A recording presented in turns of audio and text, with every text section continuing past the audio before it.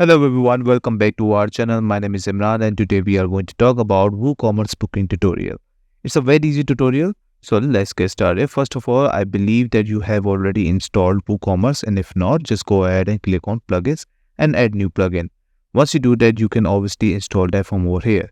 But you need to install one more plugin, so I'm going to do that. I'm going to go over here at the top right corner. You just need to search for bookings for WooCommerce. This is the one which we are using, and this is by WP Swings, so just remember that and click on install and activate it. Once you click on activate, you might end up at your installed plugins. On the left side, you will see WP Swings option over here. Under that, you will find bookings for WooCommerce. Just click on this option. Here you can see that enable plugin, enable bookings. This is by default, so just don't need to change anything over here.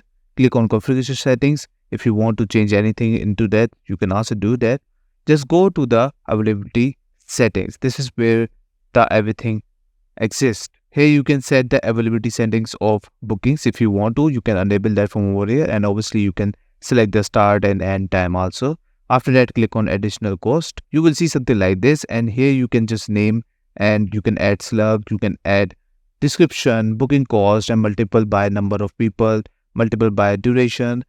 Every single option is available over here, and you can add that over here. So as you can see, I just created one over here with DM, which is mean like digital marketing, 100% cost, and people none, duration none. I just set this up because I didn't do anything related to these. Obviously, once you are here, you can add that. And if you want to add additional charges, you can also do that. And additional services, you can also provide that. So if I click on this option, you will see something like this. Add the new booking service, add the service cost and multiple number, all the details related to additional services, you can apply that from over here. And once you do all those stuff, obviously you can apply these on your products also. Go to the products, click on all products. You can create new product, or you can go ahead and select the existing product. I'm going with the new because it might be very easy to understand. You might see something like this.